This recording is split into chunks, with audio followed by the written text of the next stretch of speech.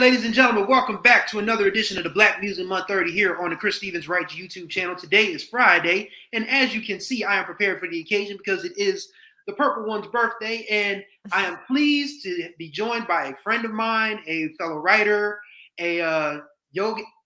Is it yoga or Pilates? Because I It's don't. both. It's both. I'm studying Pilates right now, but I'll be studying yoga in the fall. Yes, yoga and Pilates instructor, a librarian, Kellee Forkenbrock. Want to thank you for joining me today. How are you? I'm doing fantastic. How are you, Chris? I'm good. Glad to be here. We're discussing a common interest of ours, and that, of course, is Yes. Mr. Prince Rogers Nelson. So, Mhm. you have a very interesting story about how you became a Prince fan. So, start us off with that. All right. Well, I'll introduce myself. I'm Kellee Forkenbrock. I've just like Chris said, I've I've written under the name Eliza David, so some may know me through that name. Currently, right now, I'm studying my movement practices. I'm studying to be a Pilates and yoga instructor. But my full time gig that pays the bills is being a librarian. And my interesting story about Prince is that my mother attended the Rick James concert that Prince opened for him back in '78 when she was pregnant with me. So my first Prince concert actually happened in utero. And I have been hooked on Prince ever since. Prince was played in my house. I think Chris Rock has a joke where he says either you grew up in a Michael Jackson house or a Prince house. And although we love Michael Jackson, of course, I definitely grew up in a Prince household. Prince was the main soundtrack of my childhood. Um, he was the main soundtrack of my adolescent and teen years. And even today at 45, I can tell you that Prince has made such a substantial impact on my life. I consider him the greatest musician of the 20th century. I definitely consider him the greatest musician of popular music ever, like ever. And yeah, I could go on and on about Prince. So I'm just so happy to be here to have that discussion and to remember the man. Absolutely. Yeah, and I think it's important that we talk about all aspects of Prince's life. I mean, obviously, we're going to get into the music because God knows the music. Oh my Yes. God. But Yes. just when you think about Prince's life in totality, growing up in Minneapolis, Hmm. it's interesting because we never really got an official Prince bio because he was very close to the vest with everything. Like the book that came out not too long ago, I bought it, and it was just like it was unfinished. But Yeah. but from what I gathered from that, he grew up rough. His parents didn't get along half the time. He was shuttling in between houses. He went to live with Andre Simone, and that, of course, is where the musical journey really started. But Mhm. how do you think Prince's upbringing kind of led to the Prince that we knew of? At least on the public surface. Well, I think him also having parents who were musically inclined, like a lot of legendary musicians. His father was a musician, and having that already in his spirit, I think also helped elevate him. Also, being a young black child growing up in Minneapolis, especially during the 60s and 70s, couldn't have been an easy time for him. And I know that he's gone on record in his most elusive interviews to talk about how that upbringing impacted him as well. But I think that between uh, his upbringing and having parents who were musically inclined, as well as getting into music later into his teen years, hooking up with Andre Simone and beginning his professional music career. I think it was just written for Prince to be who he is. I mean, the man's name is Prince. His real name is Prince. So yeah, I think a lot of not, also including his teen years, but also just coming up with people in his family who were inclined to music helped him lean more into that artistic side as well. Speaking of that artistic side, it started. at 19, because For You came out in the early stages of 1978 before his 20th birthday. Mm-hmm. And when you look at the liner notes, Mm-hmm. all the instruments, every song Yes. written by Prince. Yes. When you think about that, I mean, we're talking about 1978. This was still a period where you didn't have a whole lot of self-contained artists Yeah. like it was Stevie, maybe Rick. I can't think of anybody else. I mean, because Michael was already working with Quincy and them on Off the Wall, but just how big of a gamble was it for a 19-year-old, for a record label, for Warner Brothers to acquiesce to a 19-year-old kid and say, okay, we're gonna leave you alone in the studio and whatever you come out with, we're gonna promote it. Yeah, I think having the ability of being able to play dozens of instruments at such a young age kind of gave him that prodigy type of allure that you got from from Stevie Wonder, who started his career about 10, 15 years before Prince began his. I also think that the fact that Prince was so involved with the process of the first album, it really gave you just that raw sense of who he was looking to be. Now, of course, you can hear the musical influences of James Brown, of Parliament, George Clinton and Parliament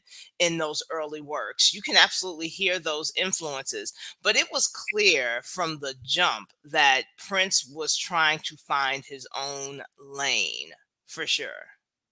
Yeah, I think the next two albums really kind of sort of get into that because, of course, next up is self-titled, and of course, off of that is the legend that he had a thing for Miss Patrice Rushen, and that's who "I Want to Be Your Lover" is about. Allegedly, That's what the rumor mill has been saying. But that entire album, to me, I feel like I like For You, I really do. One of my favorites, In Love, is on that album, but Hmm. I feel like Prince is really the beginning of Prince because you have I Want to Be Your Lover. You have the original I Feel For You, which of course Shaka Khan took into the stratosphere in 1984. Yep. Yeah, Sexy Dancer, which is an Hmm. underrated Prince song. Like some of the local DJs, they play that on the old school sets from time to time, and it's always a joy to hear that song. Yes. The next album, I think, is where Prince, I guess the Freaky Frog, will say, the 69 God kind of came about. Oh my Lord. Uh-oh. Here we go. And that, of course, is Dirty Mind. I mean, to Yes. me, that is one of the rawest albums ever recorded because Hmm. not just from a lyrical perspective, but just like it sounds like it was his closest attempt to being like a grunge rocker. And I could be wrong on that, but it just feels like a totally raw album. And then when you get into the actual nuts and bolts of the music, like my favorite, like I guess I'm gonna qualify as a freaky frog here too because my favorite off of that album is Head. Yes, I was just about to say Head is my favorite album. That is when we get introduced to Wendy and Lisa pre-revolution, pre Mhm. revolution era, but we first hear the first inklings of Lisa and Wendy on that track, serving as the female counterpart to Prince's character asking not so inconspicuously for oral sex.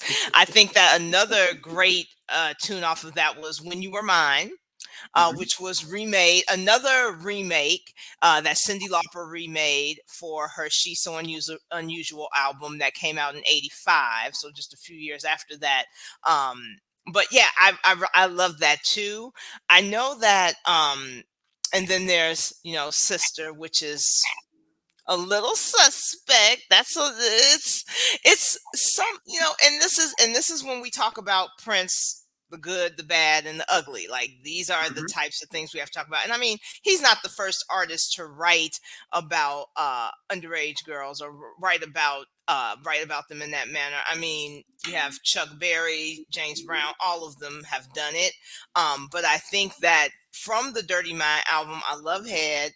I love When You Were Mine, Do It All Night. Like, that was definitely him stepping into the sex bag, if you will. And it was a bag that he never stepped out of. Every once in a while, like musicology, I know we're really going forward now when I say musicology, but there were moments uh where his albums weren't saturated with sex, but most of them were. And Dirty Mind was definitely the first of those albums to do so. Even down to the album cover of him in the blazer and the Hmm. in the string bikini. It was like it's so funny because he kind of answers questions on the next album. I mean, of course, the next Hmm. album is Controversy, and I mean Yeah. the Hmm. opening lines to that song. I just can't believe all the things people say. Am I black or white? Am I straight or gay? Yes. Like when This you was that Controversy album is interesting because it was right when it was just a few years before Purple Rain, before his really acclaimed success, but he was already starting to make noise. He was already starting to get the tongues wagging about what exactly is this kid's deal? Like, what is he trying to do? Is he a soul artist? Is he a rock and roll artist? And when people can't put you in a box, and Mhm. Prince was an artist who could not be put in a box, they're going to gossip about you. And I think that was the main fuel behind Controversy. Yeah, that's another album that I enjoy greatly from start to finish. Private Joy Hmm. is my favorite off of that one. Hmm. And of course, there's the original "Do Me Baby." I mean, Prince. I think Yes. we don't talk about Prince as a coverable artist enough. I mean, because Everyone's covered him. I mean, if yeah, you got a chance, like I'm thinking about some of my favorite covers. One of my favorite Prince covers is uh it was Jordan Knight. I Can't Take the Place of Your Man. hmm And the way he did, the way, first of all, for to get to cover Prince's work is an honor in itself.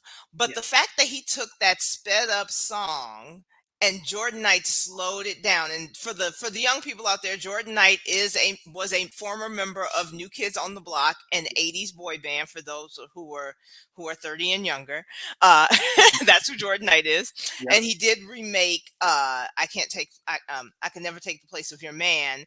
That was a great remake. Another awesome remake twice was from TLC. They remade Get It Off, and they remade If I Was Your Girlfriend. hmm And just so many artists have remade it, and they put their own flavor to it too. And that's what I love about it. A good Prince remake. Yeah, I mean, because we talk about artists that cover songs like Luther Vandross. I mean, like when Luther gets a hold of your song, it's not your song anymore. Exactly. But Exactly. Superstar is a prime example of that. I was in high school before I realized it was originally made by the Carpenters. yeah, I was probably around that same age because Hmm. Luther just had this habit of just like taking songs and just making them his own. But people that can do that with Prince songs, I feel like are in a special class in their own because the original stuff that Prince did in his own way was Yeah. just like next level. Because when the originals album came out, that's the stuff that was like the reference tracks Yep. for like the Bangles and Apollonia and all of those. Even when he was producing for other people, you could just hear his sound Oh that yeah. was just prevalent in that. Like I didn't realize Manic Monday was something that Prince wrote until the originals album actually came out. Yeah. So when Yeah. I listened to it, when I listened to his version of it, I mean, God bless Susanna Hoffs and Susanna Hoffs as I like to say one word, and Kelly is familiar with this word that I like to say whenever I come across an attractive woman. So Susanna Hoffs, respectfully. Um, I don't think of her when I hear that song anymore. I think of Prince's version. Yeah. So I mean, Prince was just incredible in a space where his music could be coverable because I think he made it that way to be digestible, even though he was very close to the vest and guarded with his work. He still wanted his Hmm. work to be accessible. And we'll talk Yeah. about another part of that, excessiveness later on. But Yes. we got to get to 1999. Okay. So 1999 is not my favorite Prince album. Uh it is not. It's a great album. Yes, it is a great album. It has so many hits. It really does have a lot of hits. I love Let's Pretend We're Married. I love Lady Cab Driver. That's mine. That's my I favorite. love Lady Cab Driver. I just feel like this was right when we were like, we're heading into another era of Prince, but there were so many. We'll get to my favorite album very soon, and when we get to it, you will know. But 1999, it kind of came to me. It was like a singles album. Like, here are all the good singles, and there are a ton of great singles, some of which he released. But yeah, I'm gonna let you go stand out on 1999 real quick. All right, cause see, that's outside of the shirt that I'm wearing. That's my favorite Prince album. Okay. 1999, because I think because I remember Little Red Corvette was a song that I liked as a kid, but Hmm. as an adult, it made more sense to me. Yes, a lot of Prince songs are like that. You hear them the first time and they're catchy, and like, I loved Pink Cashmere when I was a kid, and that's Mhm. off the Parade album, I think. Yeah. So, or it's a B-side. I know it's a B-side, but I think it's on the Parade album. And I loved Pink Cashmere. But as you get older, you understand the innuendo that he was writing, and it's like, oh, wow, I probably shouldn't have been singing that when I was 11 years old, but that's okay because it was a jam. It was a jam. What can I Yeah. say? Yeah, I think what made Little Red Corvette stick for me as an adult is when you are I mean, it's Prince's. I mean, we talk about the good and the bad and the ugly with Prince. Like the Hmm. glamorous life. Shout out to Sheila E. That album just turned 40 the other day. My goodness. And in the glamorous life, when you listen to it, it literally is kind of like a slut shaming song in some respects. Yeah. And you could probably say the same for Little Red Corvette, but Prince makes it feel like Little Red Corvette is like from the male, making the male the sympathetic figure. Yes, and I mean, you can hear that in Lady Cab Driver too. I mean, he makes a lot of connections between women, sex, and motion, Hmm. specifically automobiles. And so you can hear that a bit there too, where um he feels like this woman has taken advantage of him and sexually, and now he gets her back in the music, which is a theme of what? Purple Rain, where Yeah. he feels like this woman has, taken something from me emotionally. She has left me exposed, and now I'm going to expose her. Yeah, I think that's probably one of the more interesting things. I think that's another thing that separates Prince from Michael in the musical perspective. Hmm. Because because we never really got a grasp of who Michael Jackson was as as like I guess a romantic person. I mean, In a romantic sense. somebody a professor Antoine Hardy Slang Dini on Twitter. He actually said this the other day, and the more I thought about it, the more I was like, damn, he's got a point. Maybe Michael was asexual. That's a possibility. I mean, he really did.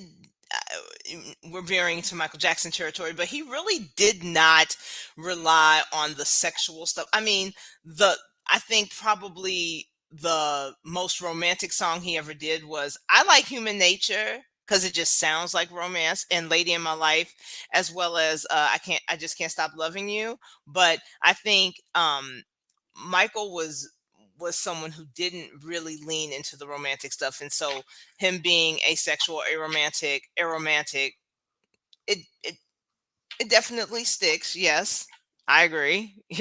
Yeah, Allegedly, let's put the allegedlys on. yeah, yeah. Because I mean, these estates now they don't play. Oh, I no, mean, they're we don't even. I mean, I don't even like to mention Marvin Gaye on this channel. Oh gosh, I just watched the TikTok. I forgot the man's name, but he does like these quick TikToks about like old school R&B uh scandals, and they did one on Luther Vandross, and yeah, so much we have to get back on here and talk about Luther one of these days. Oh Oh, my god. and Marvin Gaye, yes. Yeah.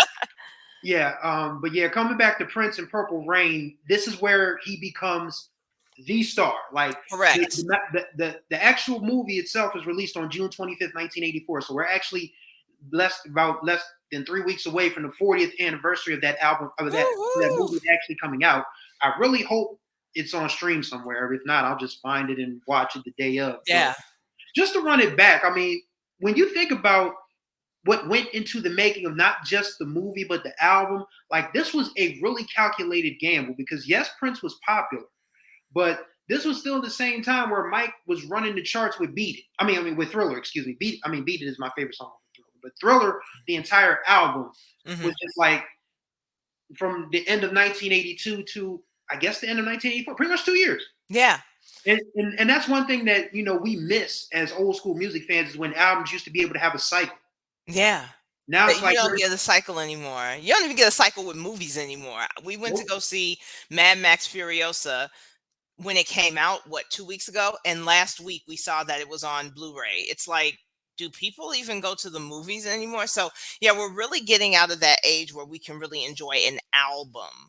And what's great about Purple Rain is that it's I love the way that Prince's albums, especially those he ends up turning into movies, always just have a great flow to them. I mean, and you even see this with other releases like the Batman soundtrack. You see that with Under the Cherry Moon. There's just this great flow to it.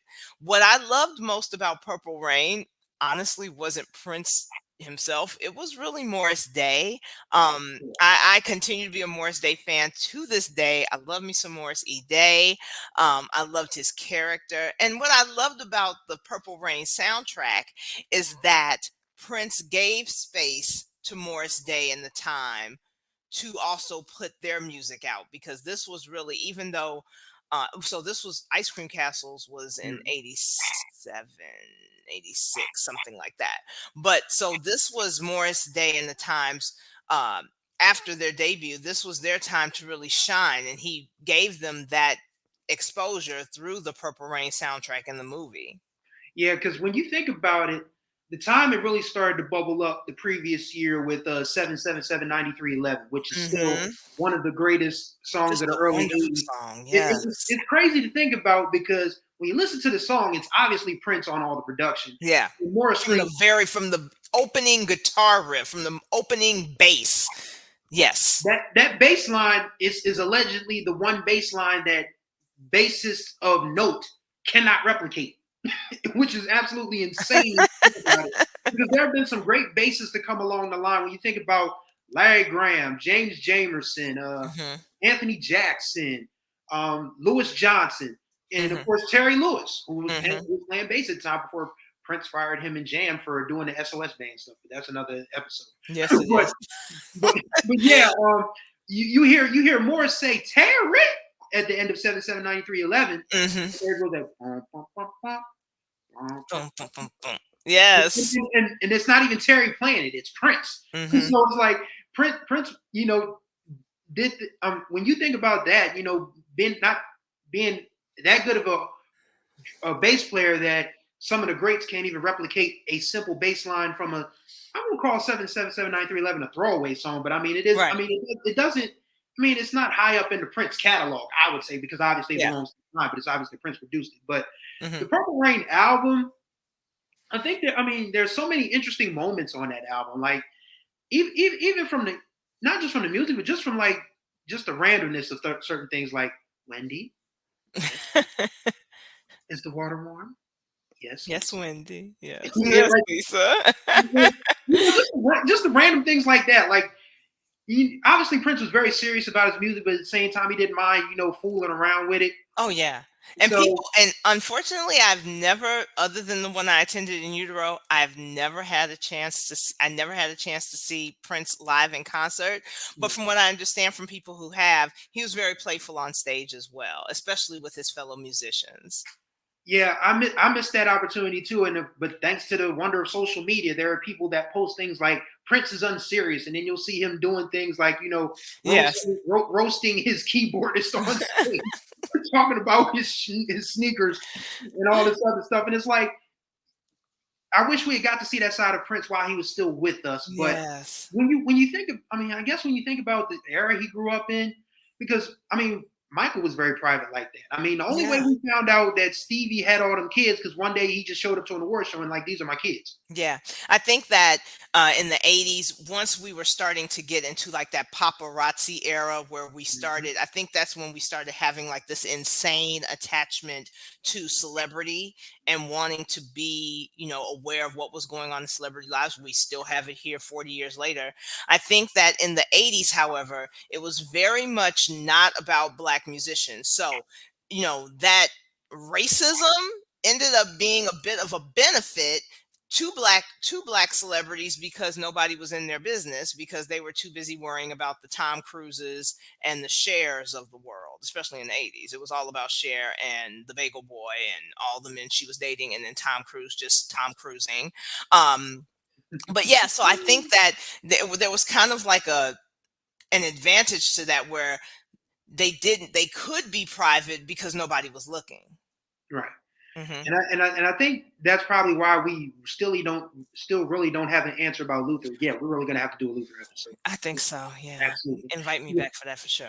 absolutely. But yeah, just coming back to Purple Rain, just that the movie itself, because it's really it's Prince's version of JoJo Dancer Your Life is Calling Yep. before JoJo Dancer Your Life is Calling. In fact, it wouldn't surprise me if that's where Richard Pryor got the inspiration from. Yeah.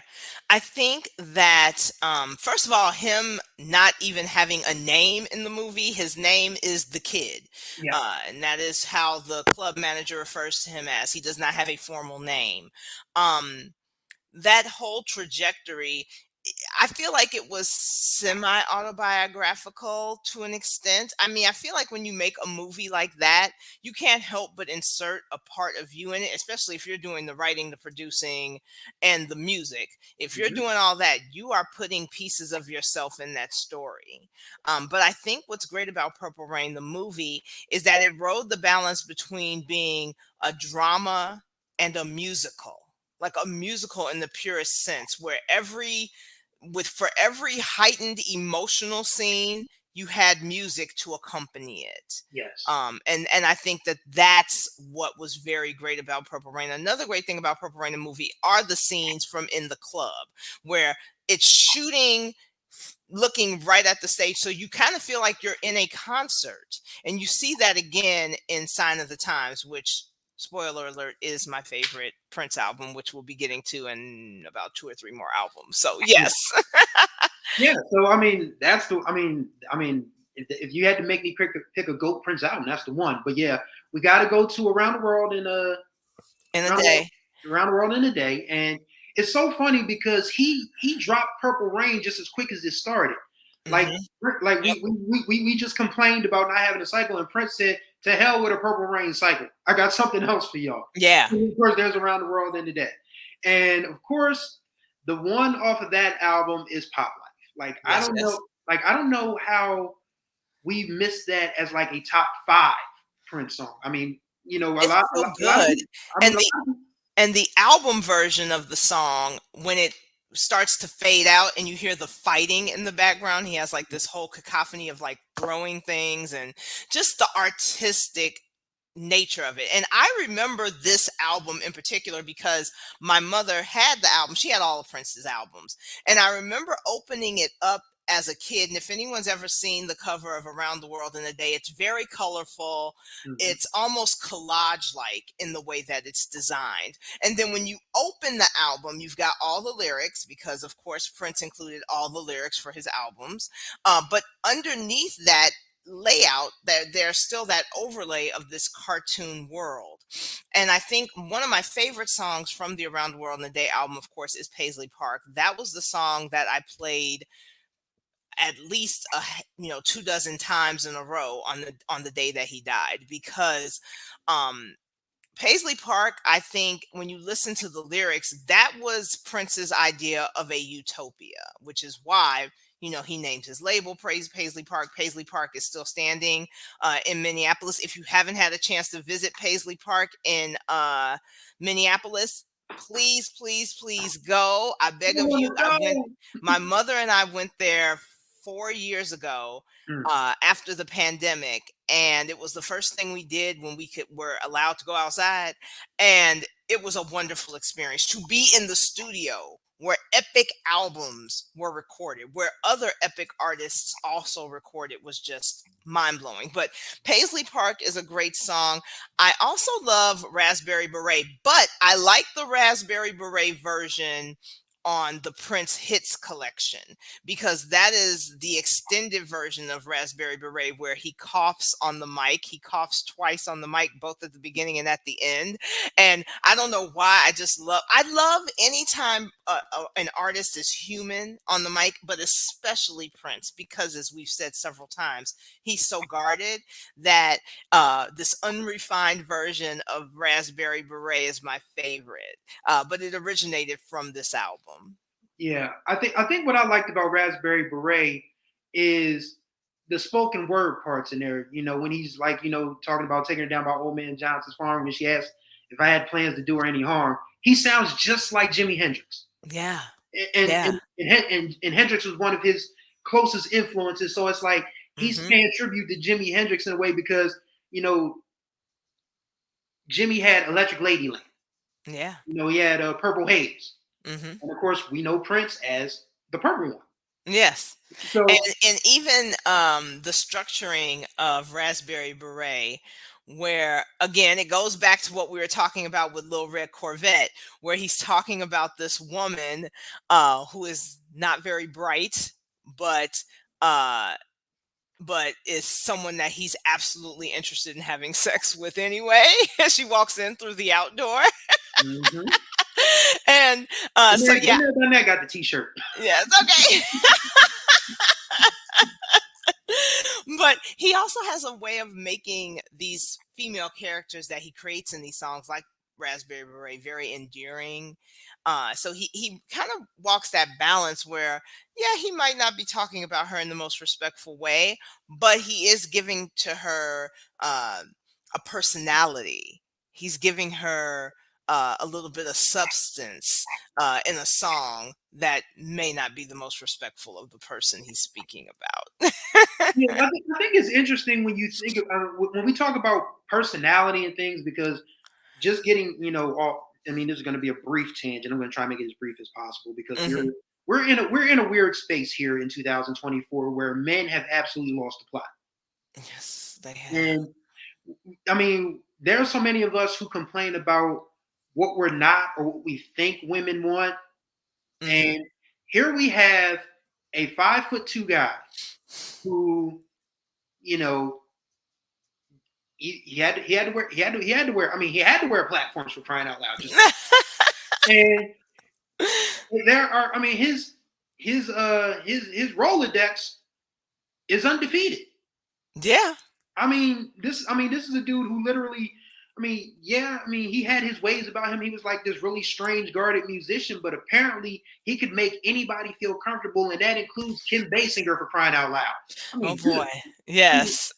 I mean, if dudes would just feel like, because I think the two guys that I think I kind of sort of lean on for, I guess, inspiration in that realm is Prince and Heavy D, because Yes. Prince obviously wasn't very tall, but he still had personality. Heavy D was a big dude, but he used to say all the time, extra large is still good looking. That's right. And Absolutely. when you're a heavier guy like I was for a long time. I mean, full disclosure, Mhm. you're new to this channel. I lost 120 pounds a couple years ago, and have been lucky to keep it off. Thank you.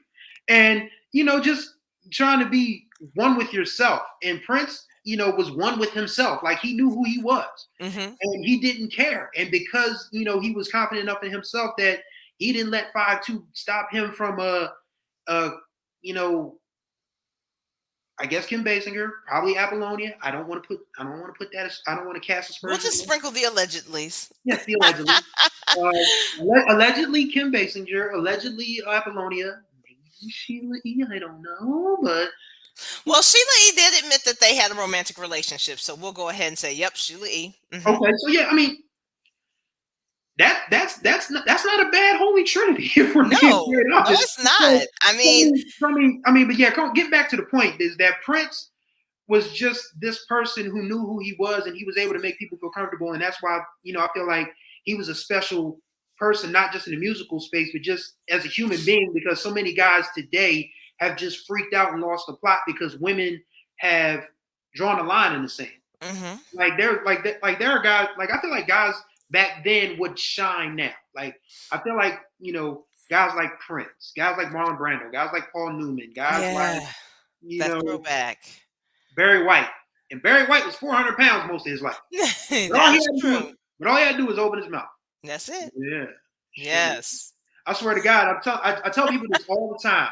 If they ever come out with a voice transplant surgery, that's the one I'm getting. That's the one you're getting. Deep Barry White. With my Obamacare, I'm going straight to the hospital saying, "Give me the Barry White, please and thank you." So, but yeah, getting back to Prince now. We're going on to the Parade album. All right. And of course, the lead single off of that is another one of those Prince classics that is less about, anyone's looks or anything or how they. It's just like all I care about is, can you give me some time and can we have a good kiss? That's it. That's it. That's it. Kiss. Now, Kiss is a fantastic song. And what I like about the Parade album is that when you look at the cover, it's a simple black and white cover. It's almost like it screams 80s fashion, high fashion model, editorial ad, darling. But what I love about the Parade album, which is the soundtrack to Under the Cherry Moon, which is not the best movie, but it is some great songs. You've got Sometimes It Snows in April. You've got Girls and Boys, which is one of my favorites. And probably my favorite release from that album, other than Kiss, is New Position. And what I love about New Position is that it just starts off with that syncopated beat, and then you get the drums in, and then you've got the organ coming in, and it's just so high paced and high tech. I mean, before you can even get into the song, the damn song's over. And it's just one of those, it's very indicative of who Prince was. Yeah. Like, catch me now, because I'm not going to be here long, and then exit stage left. So that's another great song. A lot of Under the Cherry Moon was about that kind of Parisian influence, where I think he's the kid in this movie as well, but he's almost like an alter ego version of the kid in Purple Rain. Right. And so there's definitely some connection between those two there. But that's been my experience. I've really, really loved that Parade album and those particular tracks right there. Yeah. Sometimes It Snows in April. I didn't play that song for 3 years. Oh my God. I mean, it's a hard song to listen to now, and especially during the memorial when D'Angelo performed it. I lost it. I'm not even gonna lie to you. Because because remember, D'Angelo had come out of hiding just a couple of years earlier. Yeah. With the Vanguard album. Mm-hmm. Messiah and all of that. I was like, this is how it's obvious that D'Angelo was very much inspired by Prince. Absolutely. And for him to do that on, I can't remember if it was Kimmel or Letterman. I think it had to be Kimmel because Letterman was off by then. Yeah, it was Kimmel.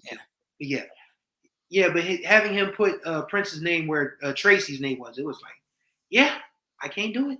Yeah, that was a tough day. Yeah, it literally took me about 3 years to get Sometimes It Snows in April back into regular rotation. I had to go back and listen to Girls and Boys a few years ago, and I was like, yeah, this is another one of those Prince tracks that just is very. Yeah, it gets me started. I have what the kids call Riz. Yes. I know you have teenagers, so I know you know what they're. Yes, I do. They use that damn term all the time when I go to these high school basketball games. I'm like, what the hell is y'all Riz? talking about? Yeah.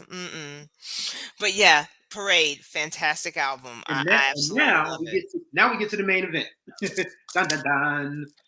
It is probably, if it's not the top album of the 80s, then it's right behind Thriller. Honey. Then it is probably one of the greatest R&B soul albums by a Black musician in the last 40 years.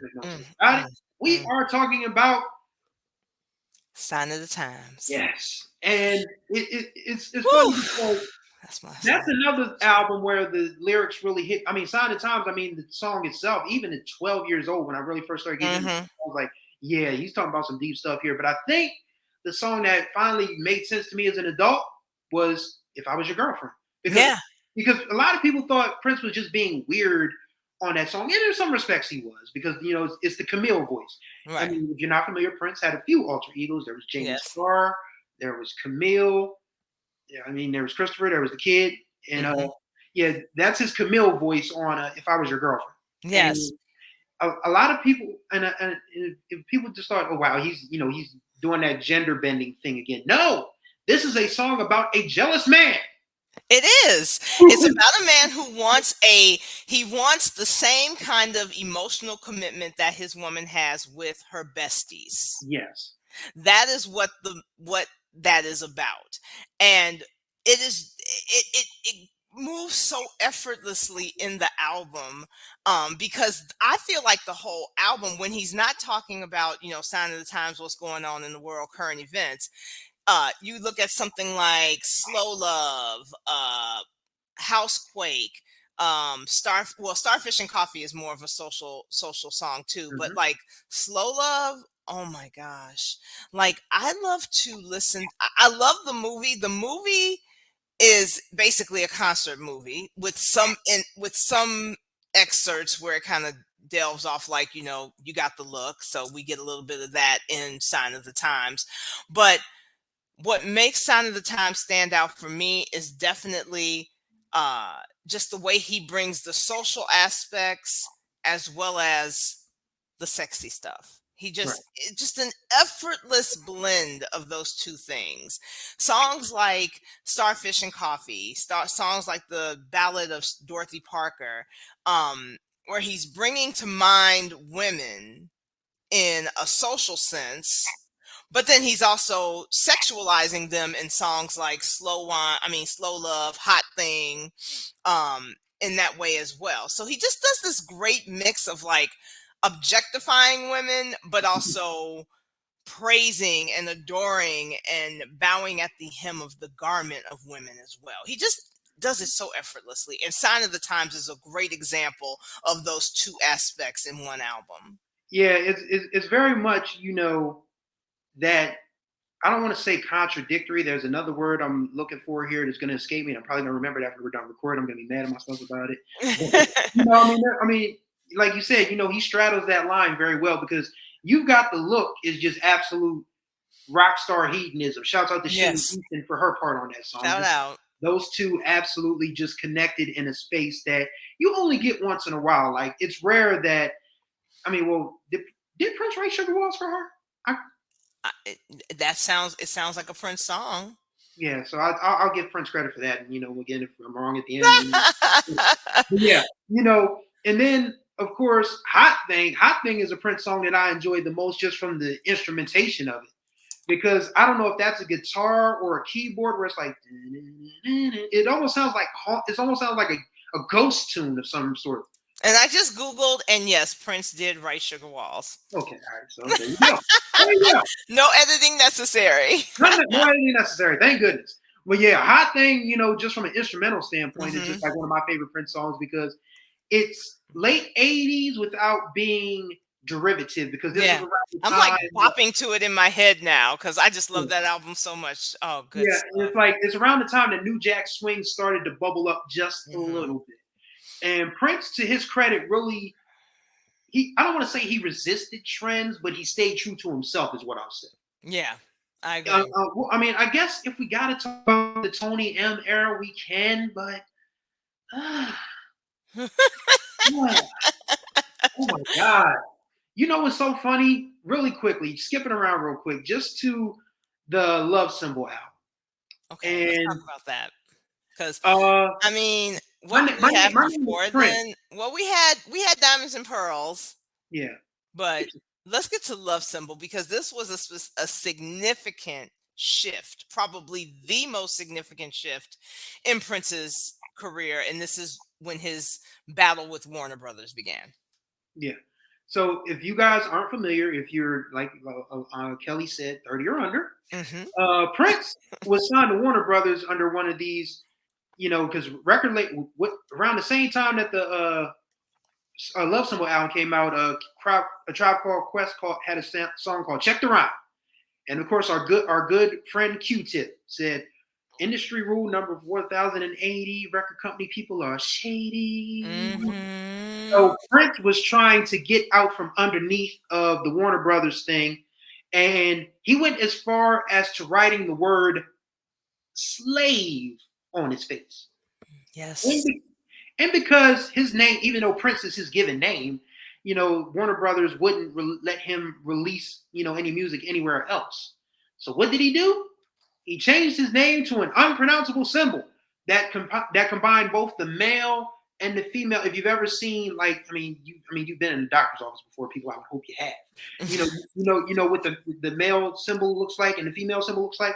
Prince combined them both, and then he became the artist formerly known as Prince. Yes, for Quite a quite a while. number of years. Yes. And and what's interesting about the Love Symbol album is also we're coming back to what you were saying about the influences of New Jack City, of New Jack Swing music coming in. When this album was released in 1992, which was the year I graduated from 8th grade, the only thing that was on the radio at that time was MC Hammer and Number G Thing. Or was that Ain't that 1993? Number G Thing was 1993. But it was a lot of hip hop. I mean, you had BBD, you had LL Cool J, you had just all Naughty by Nature. It was very hip hop saturated, and Prince understood this. And what a lot of people didn't like about the Love Symbol album was the hip hop influences. My Name is Prince, Sexy Motherfucker. Um, I you know, can't. I just want to say I don't trust anybody who doesn't like Sexy MF, because if you listen to it, it's a big band song. yeah, it is. It is. And even if he is rapping over the big band beat, it's still Prince. Like I still feel like it's still Prince. Yeah, And I feel like with and what's interesting is like the Love Symbol album itself has so many nice little things on it. Like it's got, Love to the Nines, which I absolutely love. Morning Papers is Strolling on that album. Or am I thinking of another album? I think Strolling is on the next album. And of course, I mean, he still gave us slow jams. He gave us Damn You, which is just a nice, I think I like to call that Insatiable Part 2. Insatiable was on the Batman album, which was, a couple years before. But yeah, I feel like the Love Symbol album gets a bad rep because people who don't know their Prince think of it as, oh, this was the album Prince was rapping on and he was changing his name and he was going through all this strange stuff. And it's like, yeah, he was going through some shit, but he was still giving us Prince. absolutely. And My Name is Prince is one of my favorite songs to run to. When it comes It up is. It's a hard. It's a pumper. when it comes up on one of my treadmill playlists, it's like, all right, man, we really about to get moving. But then here comes that damn Tony M. And the funny thing about it is, I don't want to just knock the man, because who would turn down a chance to work with Prince? Yeah. You know what I'm saying? But it's like, you just feel like it's like one of the things where it's like the light skinned dude from Soul Food. Whenever he comes on a TV show, the TV show's over. Shouts out to homeboy Ted McGinley, who was Jefferson Darcy. That's when we knew it was the end of Married with Children. Oh man. So Tony M is kind of like the Jefferson Darcy of pop Prince. Okay. But I guess I still laugh when I think about still put my foot in the ass of Jim Crow, 12 inches of nonstop. So it's like he really came up with that in the studio, and Prince said, "Okay, let's go with it." And Tony M is still out here, honey, because he was. This was 2 or 3 years ago. We went to see a Prince revolution. It was Prince and the New Power Generation. They were on tour out here in, just for people who know, I live in Iowa City, Iowa. So yeah, they were on tour out here, and Tony M was right up there representing New Power Generation. I couldn't believe it. I was like, wow, it's the real Tony M. Crazy. But yeah, New Power Generation, You really had to be fucking with Prince to keep Yes. going with New Power They, Generation. Let's just put it that way. they actually have a podcast now. They do? Yeah, I got to send it to you because I want to listen to it myself. I just haven't had a chance to. But yeah, we we can talk. I mean, let's talk really quickly about a couple of Prince songs. In his later Yes. years that I really enjoy. I mean, the Musicology album was probably one of the greatest comeback albums anyone's ever recorded because Fantastic album. Fantastic piece of work. and when you think about the title track, when you think about, I mean, there are old school radio stations in black cities to this day. I'm talking Philadelphia. I'm talking Kelly's hometown of Chicago. Woo woo. I'm talking Detroit, Los Angeles, Atlanta. You can still hear "Call My Name" after Oof, dark. that is a Everything feel like wonderful song. I mean, it's just classic Prince. And that's what I love about any Prince album. I mean, even when you go like to probably the last 5 releases of Prince, even like the hit and run, when he was doing the hit and run phase 1, it was shortly before his death. I mean, you can still find classic Prince on all of those albums, and Call My Name is classic Prince.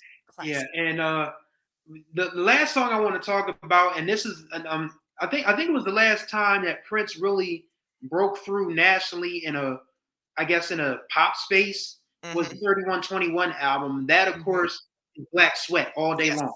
Yes. And because Prince was what people don't realize about Prince is he was a proponent of the internet. Like Yeah.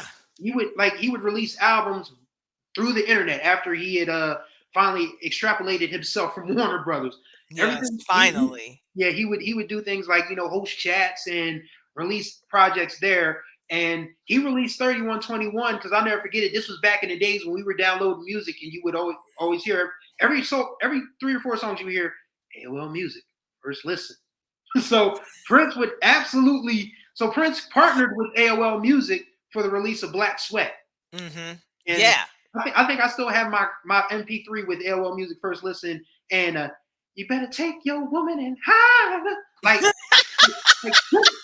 like I'm through. I'm through. he was in 2006 he was still talking that shit, and he was really good at it, and just the last 10 years of his life, I mean, he gave freely to other causes. I mean, I never Hmm. forget he did the Baltimore song for Freddie Gray, Hmm. and he did a performance of "She's Always in My Hair" on our Hmm. when Arsenio ran back his television show, and that's a song we didn't get a chance to talk about, but we'll She's probably. always in my hair. Yes, I had an ex tell me that I Oh Lord, reminded him of that song, and oh this dear. was when I was when I was much younger, and I was like, oh, I didn't know how to take that. But now when I listen to the song, I'm just like, yeah, I was that person and you did not deserve it. And that's why you're not with me right now. So it's a great Ow. way. Yeah, when you hear those songs and then you start, like you said, you hear a Prince song as a child, as a teenager. And then when you sit with the lyrics as an adult, it hits different. Mm-hmm. Hmm. And just to close it out, I mean, there's 2 things I want to discuss. I mean, I mean, because I know Kelly's got things to do, and I don't want to take up too much of her time. The vault.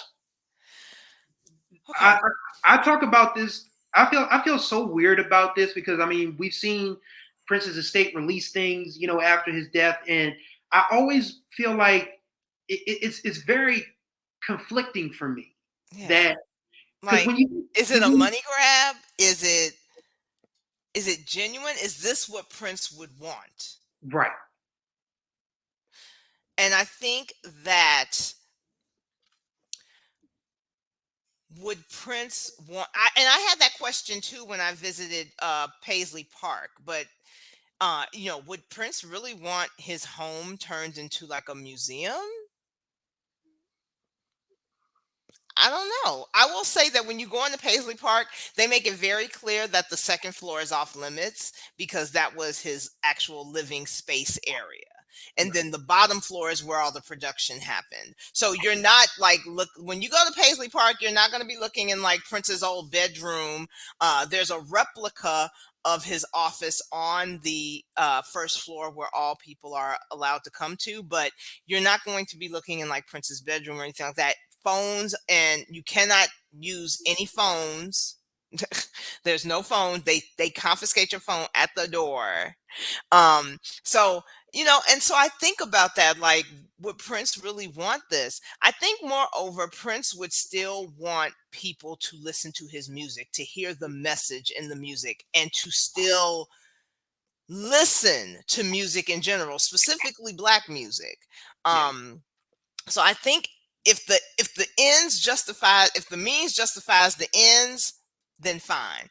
But then I look at things like the vault and I'm mm, like, is this what he wanted? yeah. I struggle with that so much because when I Hmm. think about Prince, because there's literally, I literally believe that in the vault there's at least, I'm going to give a rough estimate. I'm going to say probably 20 Grammys, probably about 45 million records sold, Hmm. and he just didn't want to put the stuff out. No. And if he didn't want to, then yeah, we really can't be mad if he didn't want it out. Yeah. And it just feels weird. I mean, like I love the originals album. I mean, hearing his version of Yeah. Sex Shooter is dope, but at the same Yes. time, I don't think that's something he really wanted. But just to Yeah. close this out, you know, what if I mean it's going to be virtually impossible to do this, but Okay. if you could, if one person asked you to give you a one word description of Prince Rogers Nelson, what would it be? King. I consider Prince the king of music. Like I always say, there's Prince and Aretha, and then there's everybody else. That is my thought. So the way I think about Prince is the same way I think about Aretha. I feel like Aretha is mother of Yeah. all of the girls, of all Mhm. of the girls, from Beyonce to Britney to all these ladies. She is mother. And I look at Prince as king. Like I consider him the king of music. That's my word. That works for me. I'm gonna go with transcendent Yes. because you know you don't live. I mean, 57 years is not enough time. I mean, Mm-mm. I'll never forget when he passed and Chevy did the most awesome tribute. They had the little red Corvette and Oh yes, yes. and baby that was much too fast, 1958 to 2016. I Yes. feel like we didn't have enough time with him, but he left us so much music and so many little nuggets to go off of that transcendent fits him, and Yeah. it's just the greatest.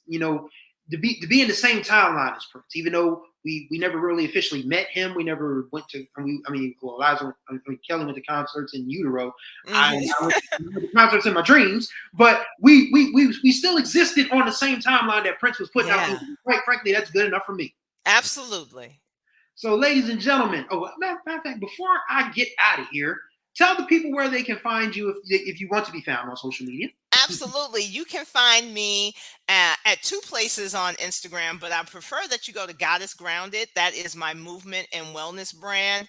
As I mentioned at the top, I am working on becoming a Pilates and yoga instructor. So you can follow me at goddess.grounded on Instagram. You can follow me on TikTok under Goddess Grounded, Facebook under Goddess Grounded, and you can find me on LinkedIn under Kellee Forkenbrock. So let's reach out if you want to talk about Prince, Pilates, yoga, and books, because I am a librarian. Hit me up. Yep. Ladies and gentlemen, Kellee Forkenbrock, Prince aficionado, fellow writer, Yes. and person who I bounce ideas off of, and we joke from time to time. Thank you for coming Yes. in. I greatly appreciate you. Thanks, Chris. Thank you so much. And thank y'all for coming through for Black Music Month 30, Day 7. Greatly appreciate y'all's time as always. Once again, every day there will be a new video coming up. So all the contact information from myself and, of course, Kelly will be in the description below. So thank y'all for watching. So until the next time we speak, y'all be good or be good at it.